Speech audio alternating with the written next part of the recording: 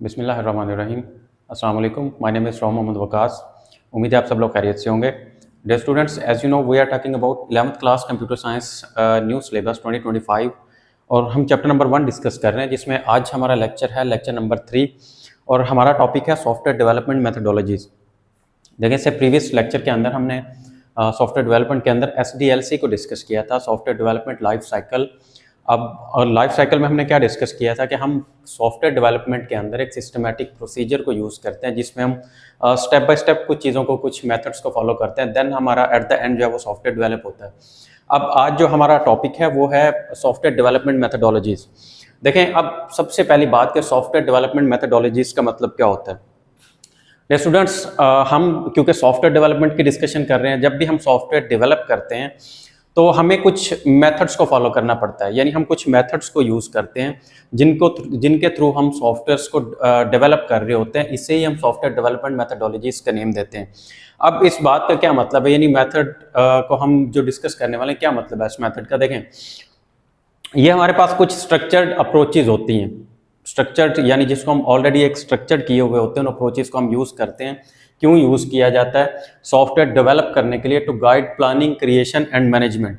देखें, आप जब भी कोई टास्क परफॉर्म करते हैं, यानी इनफैक्ट कंप्यूटर साइंस के अंदर हम एक वर्ड यूज़ करते हैं प्रॉब्लम, या उसी से रेलेवेंट प्रॉब्लम सॉल्विंग। हमारे पास जो काम हमने करना होता है, जो टास्क हमने परफॉर्म करना होता है, उसे हम प्रॉब्लम कहते हैं। और उसको सॉल्व करने के जो हमारे पास प्रोसेस होते हैं, जो जब हम उसको प्रोसीड करते हैं, उसे हम प्रॉब्लम सॉल्विंग कहते हैं। और यही प्रॉब्लम सॉल्विंग के कुछ अप्रोचेज होते हैं, कुछ मेथड्स होते हैं, जिनको हम यूज़ करने के लिए अपने प्रॉब्लम को सॉल्व करते हैं। इन्हें ही हम मेथडोलॉजीज का नेम देते हैं। और यहाँ पे हमारा प्रॉब्लम जो हम डिस्कस कर रहे हैं वो क्या है कि हमने सॉफ्टवेयर डेवलप करना है। तो सॉफ्टवेयर डेवलप करने के जो सिस्टमैटिक प्रोसीजर्स या स्ट्रक्चर्ड प्रोसेस अप्रोचेज होती हैं, उन्हें हम इनकी मेथडोलॉजीज कहते हैं। और ये काम क्यों किया जाता है, मेथडोलॉजीज हमें क्या प्रोवाइड करती हैं, यानी हम प्लानिंग, क्रिएशन एंड मैनेजमेंट, यानी हम सॉफ्टवेयर को पहले से प्लान करेंगे कि हमने क्या काम करना है, किस तरह से करना है, देन हम उसको क्रिएट करते हैं, देन हम उसको मैनेज कर रहे होते हैं। ये सारी चीज़ें जो होती हैं इसकी मेथडोलॉजीज के अंदर आती हैं। तो डियर स्टूडेंट्स, इसमें हमारा फर्स्ट पॉइंट है introduction to software process models. अब ये जो मेथड्स होते हैं ना, इसमें हम कुछ मॉडल्स को फॉलो करते हैं, यानी कुछ मॉडल्स को यूज़ करते हैं। डिफरेंट मॉडल्स हैं, जिसमें हमने वाटरफॉल मॉडल डिस्कस करना है, एजाइल मेथड मॉडल डिस्कस करना है। इसके अलावा भी एक दो मॉडल्स हैं जो हम इंशाल्लाह डिस्कस करेंगे। हर एक मॉडल जो होगा, यानी वो हमें बताएगा कि हम किस तरह से, किस स्ट्रक्चर अप्रोच के थ्रू, अपना प्रोसेस के थ्रू जो हम सॉफ्टवेयर को डिवेलप करेंगे। अब देखें, अब इसके अंदर ये हमें क्या प्रोवाइड करते हैं, ये जो मॉडल्स होते हैं, प्रोसेस मॉडल्स का क्या मतलब होते हैं, हमें फ्रेमवर्क प्रोवाइड करता है। फ्रेमवर्क हम ऑलरेडी पढ़ चुके हैं, यानी हमारे पास एक स्ट्रक्चर होता है जिसको हम फॉलो कर रहे होते हैं एज इट इज़, जिसके थ्रू हम पहले एक स्ट्रक्चर क्रिएट करते हैं। हमारे पास एक फ्रेमवर्क होता है जिसको हम सिस्टमेटिकली फॉलो करते हैं, देन हमारे पास एट द एंड जो उसके कंक्लूजन्स आती हैं, रिजल्ट्स आते हैं।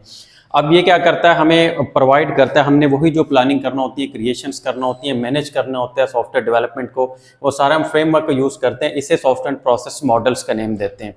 अब हमारे पास ये जो हम काम करते हैं, यानी हमने अभी जो मॉडल्स डिस्कस करने, इसकी क्या इंपॉर्टेंस है, ये हमें इसकी क्या अहमियत है हमारे पास सॉफ्टवेयर डेवलपमेंट के अंदर।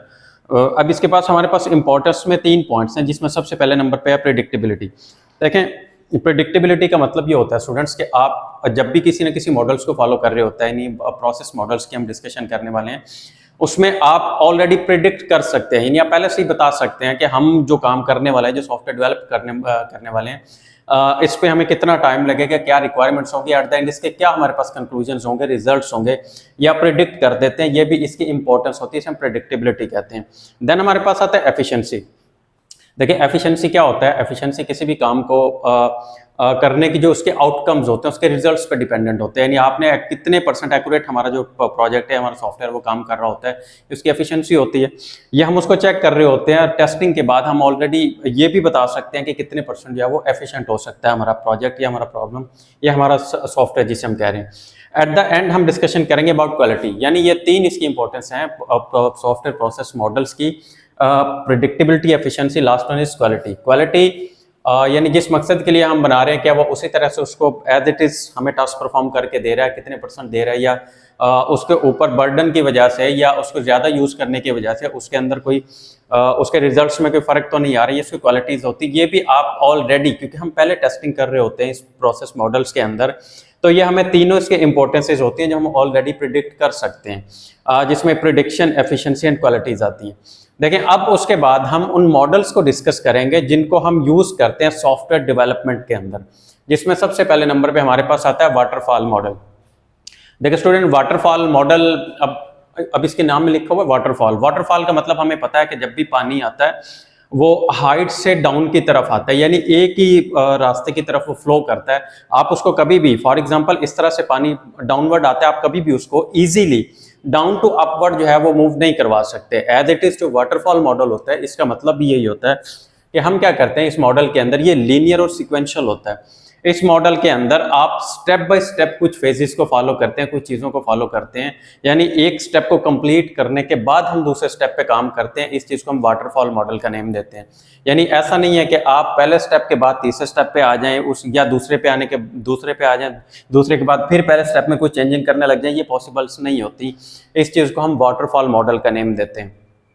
देखिए फिर से, वाटरफॉल मॉडल का मतलब क्या, सिंपल कि ये सीक्वेंशियल होता है। गिवन सीक्वेंस के अंदर आपने काम करना होता है, यानी जो स्टेप पहले नंबर पे है हम उससे पहले नंबर पे ही कंप्लीट करेंगे, देन हम सेकंड स्टेप पे और उसके बाद अगले स्टेप्स पे मूव करते हैं। हम कभी भी वापस प्रीवियस स्टेप पे काम नहीं करते, वहाँ पे इजीली जंप नहीं कर सकते, वापस नहीं आ सकते उस पर काम करने के लिए।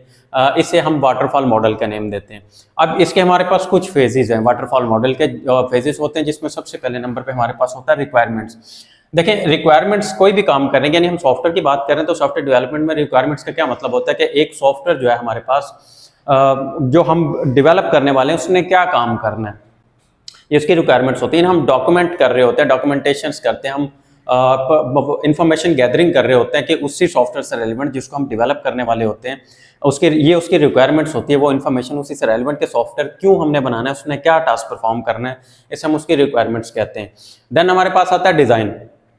डिज़ाइन का मतलब ये होता है कि जो सॉफ्टवेयर आप डेवलप करने वाले हैं वाटरफॉल मॉडल के अंडर, उस वाटरफॉल मॉडल को यूज़ करते हुए, उसका डिज़ाइन का मतलब ये है कि वो जो सॉफ्टवेयर है हमारे पास उसको हमने किस तरह से बिल्ड करना है और वो दिखने में कैसा होगा। फॉर इंस्टेंस, दिखने से क्या मुराद है कि आप लोगों ने डिफरेंट काइंड ऑफ सॉफ्टवेयर देखे होंगे। जब हम उन्हें ओपन करते हैं, हम उन्हें यूज़ करते हैं, तो डिफरेंट काइंड ऑफ इंटरेक्शंस हमें उनके नज़र आ रहे होते हैं, हमें उनके इंटरफेसेस नज़र आते हैं, उनके GUIs नज़र आ रहे होते हैं, यानी हमें वो देखने में किस तरह से नज़र आ रहे होते हैं, ये सारे उसके डिज़ाइन होता है। देन हमारे पास होता है इम्प्लीमेंटेशन। तीसरे स्टेप पे वाटरफॉल मॉडल के अंदर सबसे पहले हम क्या करते हैं, हमें रिक्वायरमेंट्स पता होती हैं, देन हम उससे डिज़ाइन जो है वो प्रिपेयर करते हैं। तीसरे नंबर पे हम इम्प्लीमेंटेशन का मतलब क्या होता है कि हम उसकी कोडिंग करते हैं। स्टूडेंट, कोडिंग का मतलब क्या होता है कि हम प्रोग्रामिंग लैंग्वेजेस को यूज़ करते हुए हम उसको कोड करते हैं, इंस्ट्रक्ट करते हैं, जिसमें कंप्यूटर को समझाना होता है और फिर कंप्यूटर हमें उसके रिजल्ट्स या आउटपुट दिखा रहा होता है। इसे हम इम्प्लीमेंटेशन कहते हैं। देन हमारे पास होता है टेस्टिंग। देखें, टेस्टिंग कंप्यूटर साइंस के अंदर स्टूडेंट्स बड़ा इंपॉर्टेंट होता है। टेस्टिंग, इससे पहले आप एनालाइजिंग भी एक यूज़ कर सकते हैं। डिज़ाइन यानी रिक्वायरमेंट्स के बाद आप एनालाइज भी कर सकते हैं चीज़ों को, लेकिन वो मेरे ख्याल से यहाँ पे इसलिए भी हमारी बुक के अंदर मेंशन नहीं किया गया क्योंकि एनालाइजिंग जो होता है वो आपका सिस्टमैटिक प्रोसीजर नहीं होता। वो आप ऐड कर सकते हैं, चीज़ों को एनालाइज कर सकते हैं कि हम किस तरह से करते हैं, उसके क्या हमारे पास आउटकम्स आएंगे, लेकिन वो आगे सारी चीज़ें टेस्टिंग के अंदर हम कवर कर लेते हैं। देन हमारे पास टेस्टिंग क्या होता है। देखिए, आप जब भी कोई भी चीज़ डेवलप कर रहे होते हैं, कोई भी चीज़ बनाते हैं, हम कभी भी उसको डिप्लॉय नहीं करते। यूजर्स के यूज़ के लिए हम उसको जो है वो मार्केट में इंट्रोड्यूस नहीं करवाते। हम सबसे पहले उसे टेस्ट करते हैं, जिसे हम कंप्यूटर साइंस के अंदर टेस्ट डाटा का नेम भी देते हैं। फॉर इंस्टेंस, आप अगर इस रिस्ट वॉच की हम बात करते हैं, हम रिस्ट वॉच बनाते हैं, तो हमें सबसे पहले इसको चेक करना होता है कि क्या ये एक्यूरेट टाइम हमें प्रोवाइड कर रही है या नहीं। ये ना हो कि हमने जो वॉच बनाई है वो या तो 1 घंटा पहले जो है वो चल रही हो या 1 घंटा पीछे चल रही हो हमारे टाइम के अकॉर्डिंग, तो ये जो है वो हमारे आउटकम्स नहीं होती, फिर ये हमारा प्रोजेक्ट फेल हो जाता है। अब इसी से पहले आप कोई भी चीज़ बनाते हैं, फॉर इंस्टेंस हम सॉफ्टवेयर की बात कर रहे हैं, आप उससे कोड करने के बाद हम उससे टेस्ट करते हैं। टेस्टिंग में हम क्या करते हैं, हम चेक करते हैं कि कहीं पे कुछ एरर या बग्स तो नहीं है, अगर होते हैं तो हम उन्हें फिक्स करते हैं। देन फिक्स करने के बाद उन प्रॉब्लम्स को, इस चीज़ को हम क्या कहते हैं, टेस्टिंग का नेम देते हैं। Then deployment. डिप्लॉयमेंट का मतलब ये होता है कि आप टेस्ट करने के बाद फिर अपना जो सॉफ्टवेयर होता है उसको यूजर्स को यूज़ करने के लिए इंट्रोड्यूस करवा देते हैं, यानी रिलीज कर देते हैं। इस चीज़ को हम डिप्लॉयमेंट कहते हैं। देन लास्ट में हमारे पास आता है मेंटेनेंस। देखिए, मेंटेनेंस का मतलब ये होता है कि जब आप कोई सॉफ्टवेयर बनाते हैं, एट द एंड जब वो यूज़ होता रहता है, आफ्टर सम टाइम उसके अंदर कुछ इश्यूज भी आ सकते हैं, कुछ प्रॉब्लम्स भी आ सकते हैं। हमने उसको साथ साथ ये भी चेक करना है कि अपडेट्स के साथ या इश्यूज या एरर्स के साथ हमने उसको कैसे चेकआउट करना है, किस तरह से उसको फिक्स करना है। इस चीज़ को हम मेंटेनेंस का नेम देते हैं। तो डियर स्टूडेंट्स, इससे हम वाटरफॉल मॉडल का नेम देते हैं। ये इसके कुछ 6 फेजेज हैं। अब वाटरफॉल का मतलब ये होता है कि आपने जिस स्टेप को जिस नंबर पे पहले आप सीक्वेंस के अंदर जिस सीक्वेंस में जो स्टेप हम जिसको आपने सॉर्ट आउट करना है आप उससे ही पहले करेंगे, देन आप सेकंड स्टेप पे मूव करेंगे। आप कभी भी बैकवर्ड नहीं आ सकते, इजीली नहीं आ सकते। आ जरूर सकते हैं वाटरफॉल के अंदर, लेकिन इजीली नहीं आ सकते। वो हमारे लिए उसके अंदर टाइम कंजम्पशंस भी होता है, उसके लिए वो हमारे लिए एक्सपेंसिव भी हो सकता है। इसलिए ये हमें जो है ना एक सिक्वेंशियल ये लीनियर मेथड प्रोवाइड करता है ये मॉडल, इसे हम वाटरफॉल मॉडल का नेम देते हैं। देन स्टूडेंट्स, हमारे पास आप कोई भी टास्क परफॉर्म करें, हमारे पास हर एक काम के कुछ बेनिफिट्स होते हैं, कुछ लिमिटेशंस होती हैं। हम चूंकि यहाँ पे वाटरफॉल मॉडल की डिस्कशन कर रहे हैं, तो वाटरफॉल के हमारे पास जो बेनिफिट्स होते हैं, इसके क्या फायदे होते हैं कि इसका simple and easy to understand. देखिए, वाटरफॉल मॉडल का हमें पता है कि ये एक सिक्वेंशियल ये लीनियर प्रोसीजर होता है, इसलिए इसे हम सिंपल डिक्लेयर करते हैं और इजी टू अंडरस्टैंड होता है। क्यों? क्योंकि जिस काम को आप पहले से रिक्वायरमेंट्स है, design, implementation, testing, for instance, यानी हमें पता है कि कौन से स्टेप के ऊपर आप क्या काम करने वाले हैं। क्योंकि अब इस चीज को ये इसका सिंपल डिजाइन को सिंपल कर देता है, ये इसका पहला बेनिफिट होता है। देन हमारे पास होता है सिक्वेंशियल प्रोसीजर, ये सिक्वेंशियल प्रोसेस, ये भी इसका बेनिफिट होता है कि आप गिवन सीक्वेंस के अंदर ही सारा टास्क परफॉर्म करते हैं, हमें बार बार प्रीवियस जो है उसके स्टेप पे मूव नहीं करना पड़ता। ये भी इसका एक बेनिफिट होता है। Third one is suitable for small projects. ये एक इसका बेनिफिट है, लेकिन इसकी लिमिटेशन भी हो सकती है कि ये सिर्फ और सिर्फ स्मॉल प्रोजेक्ट जो होते हैं, यानी स्मॉल प्रोजेक्ट का जो वर्ड यहाँ पे यूज़ किया जाता है, यानी हम क्योंकि सॉफ्टवेयर डेवलपमेंट की बात करें, जो काम आपने करना होता है उसे हम प्रोजेक्ट का नेम भी देते हैं। यानी आप स्मॉल सॉफ्टवेयर्स या प्रोजेक्ट्स के लिए आप इसको इजीली यूज कर सकते हैं, वाटरफॉल मॉडल को, इसका बेनिफिट होता है।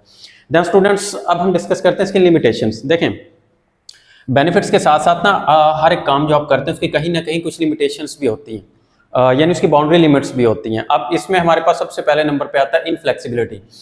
देखिए, इनफ्लेक्सिबिलिटी का मतलब ये होता है कि जैसे हमने पढ़ा है वाटरफॉल में, आप एक स्टेप को कंप्लीट करने के बाद दूसरे स्टेप पे आते हैं, आप इजीली प्रीवियस स्टेप पे मूव नहीं कर सकते। यानी ये वाटरफॉल मॉडल हमें फ्लेक्सिबिलिटी प्रोवाइड नहीं करता कि आप एक स्टेप से बैकवर्ड दूसरे प्रीवियस स्टेप पे वापस चले जाएं। यानी ये इसकी इनफ्लेक्सिबिलिटी है और ये इसके लिमिटेशंस के अंदर आता है।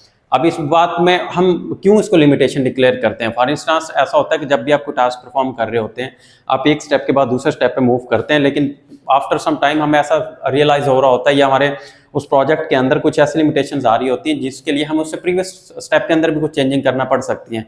लेकिन वाटरफॉल के अंदर इजीली हम प्रीवियस स्टेप पे मूव नहीं कर सकते, इसलिए इसकी इनफ्लेक्सिबिलिटी है और ये इसका सबसे पहले लिमिटेशन है।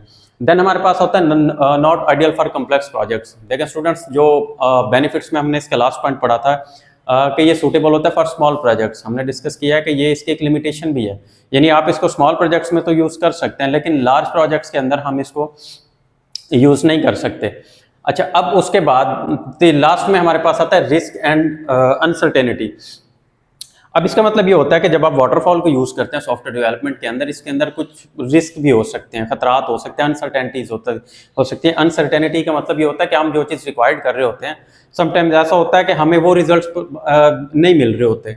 अब भी ऐसा क्यों होता है? इसलिए होता है क्योंकि हमें पढ़ा है कि वाटरफॉल के अंदर हमें रिक्वायरमेंट्स ऑलरेडी पता होती हैं।